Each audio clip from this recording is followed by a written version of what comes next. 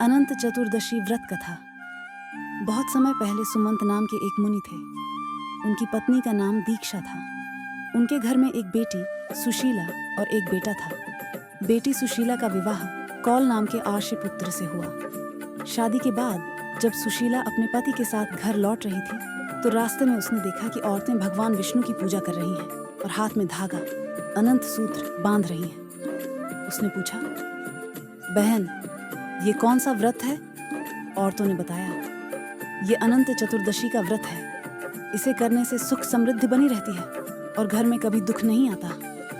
सुशीला को बात अच्छी लगी और उसने वहीं व्रत किया और हाथ में अनंत सूत्र बांध लिए। इसके बाद उनके घर में खूब सुख समृद्धि आने लगी। लेकिन कौल, उसका पति, को लगा कि ये सब तो अनंत सूत्र की वजह से नहीं बल्कि किस्मत से हो रहा है।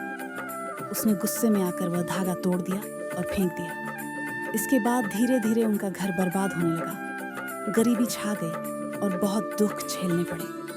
आखिरकार कौल को अपनी गलती का एहसास हुआ। दोनों पति पत्नी ने दोबारा श्रद्धा से अनंत चतुर्दशी का व्रत किया, अनंत सूत्र बांधा और भगवान विष्णु से माफी मांगी। भगवान की कृपा से उनका घर फिर से खुशियों से भर गया। इसीलिए कहा जाता है कि अनंत चतुर्दशी का व्रत करने से घर में सुख, शांति, धन और समृद्धि बनी रहती है। पूजन विधि। कैसे पूजा करनी है? 1. सुबह स्नान करके स्वच्छ कपड़े पहने। 2. पूजा स्थान को साफ करके भगवान विष्णु की मूर्ति या चित्र स्थापित करें। 3. कलश स्थापित करें और उसके पास शुद्ध आटे या दूब से अनंत भगवान की प्रतिमा बनाएं। 4. फूल, धूप, दीप, फल, मिठाई और पंचामृत से पूजा करें। 5. एक कच्चा डोरा अनंत सूत्र लें, उसमें हल्दी लगाएं और 14 गांठें बांधें। 6. पूजा के बाद यह अनंत सूत्र स्त्रियां अपने बाएं हाथ में और पुरुष अपने दाएं हाथ में बांधते हैं। 7. फिर व्रत कथा सुने या पढ़ें। 8.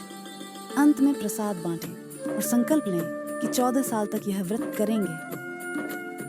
अनंत चतुर्दशी व्रत मंत्र पूजा करते समय यह मंत्र बोलें। अनंत संसार महासमुद्रे मग्नान समाभ्युद्धर वासुदेव अनंत रूपे विनियोजितात्मा अनंत रूपाय नमो नमस्ते।